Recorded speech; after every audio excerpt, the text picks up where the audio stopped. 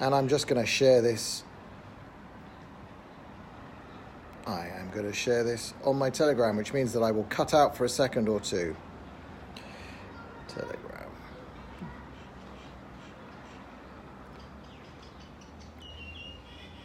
And you know what?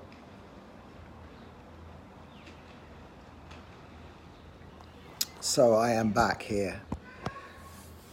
Brian of London here in Israel. But I don't know if that's flipped for you. How do you kill 11 million people? You see that? By Andy Andrews. It's a tiny little book. It's sort of more of an essay, actually. Big print and pictures. But it's really quite simple. You just lie to them.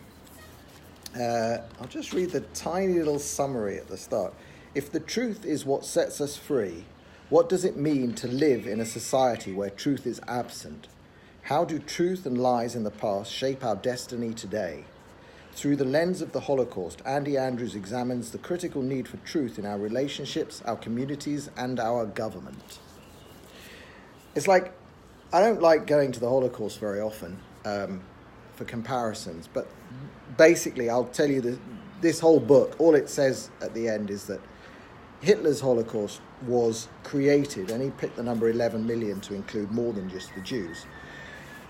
It was created by lying to people, by telling them that Jews are trying to control the world, and they run the banks, and they run the media, and that all of the troubles of the German people can be laid at the feet of the Jews. It's all derived from the protocols of the elders of Zion. It's all designed from lies, but it was drummed into an entire society. The Jews are made to be the person the people that they could hate. How does this relate to Tommy Robinson? Well, in the inverted way to the BBC. What's going on now is that I wake up this morning and a whole new tranche of any videos that I've made about Tommy that mention his name have been demonetized. In fact, when I put this on YouTube later, I think I'm going to use Teddy Roosevelt. I'm going to start calling him Teddy Roosevelt from now on. Because if I call him Teddy Roosevelt, and I'm going to name him Teddy Roosevelt in all of the metadata for YouTube, maybe they'll have a tough time pulling down his videos. The problem is that what are they doing? So let's just go back to last summer when Tommy was imprisoned for a Facebook live stream outside a court in Leeds. People like me made videos immediately saying, this whole procedure looks very, very wrong. Even within the UK's contempt of court laws, Tommy was not doing anything wrong. And the BBC and the Guardian and all of these, Channel 4 and all of these others, all of the mainstream, they made videos saying it's absolutely right that he was locked up within 5 hours and sent to prison without a trial, without a proper trial and without due legal representation. It's absolutely fine. That's the British legal system. That's how we do things. And all of those videos that say that are on YouTube. All of the videos, like the ones I made, that say, no, this was totally without precedent in British law. This was totally wrong. This was a travesty of justice. All of those videos I made contemporaneously are being not deleted. It's a very subtle way that they're doing, but they're put in a box where nobody will ever find them. Sure, they're on BitChute, but who searches BitChute? Sorry, BitChute. So my videos that say it was a travesty of justice, gone. BBC, Channel 4 videos, contemporaneous videos that say it was all right and that was how the British legal system works, are still up there. Guess what? When his appeal was finally heard, I was right. The BBC, Channel 4, Sky News, Joshua Rosenberg, the secret barrister, they were all wrong. They were wrong. What they were telling was not the truth. What I was telling is the truth. It remains the truth. Even though he's facing another trial, they have dropped all the charges related to in some way influencing the outcome of the case, which was the fundamental point that the mainstream lying fake news media were pushing. And their videos are still on YouTube. You search for Tommy's name, you get lie after lie after lie. They have destroyed the truth. they are lying to people in just as dangerous a way. Because as Tommy was saying in all of his rallies, Tommy Robinson is a name he plucked. He picked that name. It's not his name. It's not his birth name. Yes, he is called Stephen Yaxley Lennon. Tommy is an enemy of the people. Any of you who know the truth about Tommy, you are all Tommy Robinson. When the BBC attacks Tommy Robinson, they attack all of you. They attack the working classes. They attack not just white people. They attack everybody who's a victim of Islamization in the UK. Anyone who wants to even talk about it. They attack you with lies, just the way that Hitler attacked the Jews and made the Jews the scapegoat. You're being told that your British history is terrible. You're being made to feel awful. You are being targeted and put down. And it is so dangerous. And the power... Facebook is deleting any any positive mention of Tommy. If you make a negative mention of Tommy and you put it up like Stutchbury did, and then it gets flagged and taken down, but then you appeal and you say, hey, but I'm saying nasty things about Tommy, they'll put it back up again.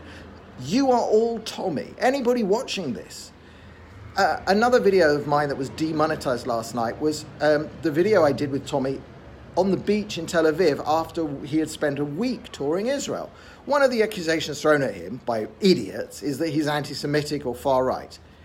That video on the beach in Tel Aviv, where he's explaining how he met with Arabs, he met with an Israeli Arab who's now serving in the IDF forces. He was in the car, actually, on the tour for some of it. He met with the Christians, he met with Aramaic Christians.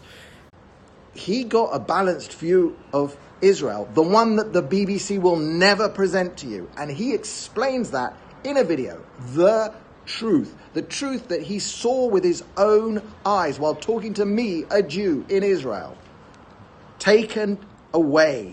Your ability to find that video now on YouTube is gone. You won't find it, you can't comment it, you can't like it, you can't share it. Anywhere I've embedded it, it will go dark. Oh yes, it's on BitChute too, if you search for it, on BitChute. They are destroying the truth and replacing it with the lies that have the imprimatur of the BBC, which lies all the time to you. You know, I used to have I was really hopeful because I thought this internet thing, because it gives so many more people voices, it will take away the chance for another one of these to happen. But as long as we allow Google and Facebook and Twitter to be the internet, I mean, they aren't the internet, but for many people they are. As long as we allow that to happen, we're into very dangerous territory. We've got this unbelievably powerful control over what is or is not the truth, and they're getting it wrong. They are getting it wrong. I know the truth about Tommy because I have spent a lot of time with him, and I've watched him grow and change, and I understand the genesis of it in a way that no journalist in the UK has ever bothered to do. I've read his book. That is being suppressed. Muhammad's Quran, which has been suppressed by Amazon. It is truthful. It is the complete text of the Quran. There is nothing more you can take away or add from it. It's got a wonderfully prescient and succinct summary at the beginning, deleted by Amazon. Peter McLaughlin's other book, Easy Meat, it remains the only proper academic book on the grooming scandal, on the Islamic rape gangs of Britain, the jihad rape of your children, which is on a scale way bigger than anybody knows. When Tommy went first time onto that Panorama show, which is probably being scrubbed from YouTube as we... Oh, sorry, my camera's flipping. When Tommy went on that show and told the truth about the rape gangs, nobody wanted to listen. It was months later that the mainstream media started talking about it. Britain, you're in deep, deep trouble. I hope Tommy gets elected. I know that the odds are still not forever in our favour. He needs a lot of votes. But, oh my God, this destruction of truth is so unbelievably dangerous. I must say, everybody who can hear this, get onto Telegram, get off YouTube, get onto BitChute, subscribe there, look at other places, and you have to share this stuff while you still can. But I'm going to work harder next week, actually, on this legal thing in Australia where we're trying to sue Facebook and Google, because really we've got to fight back, even though the odds seem terribly difficult. Anyway, I don't want to depress everybody. It's unbelievably hot in Israel, gone way above 35, and we've been having fires. Hopefully those are accidents, and we can stamp them out. But next thing is just to look forward till Sunday night and see what happens. But I don't want everybody to think that Tommy's going to be walking into the European Parliament. And even if he does, that not much is going to change there. But we have to, you have to realize these attacks on truth are an attack on you, the British public and the wider public, and everybody who knows who or what Tommy is. So thanks very much for tuning in. Share this, and I will put it on YouTube later. And I will only talk on YouTube and Facebook and about Teddy Roosevelt from now on. Teddy Roosevelt is the man who is being suppressed. All knowledge of him is being suppressed in the UK. You cannot learn the truth. So bye-bye. Bye-bye all.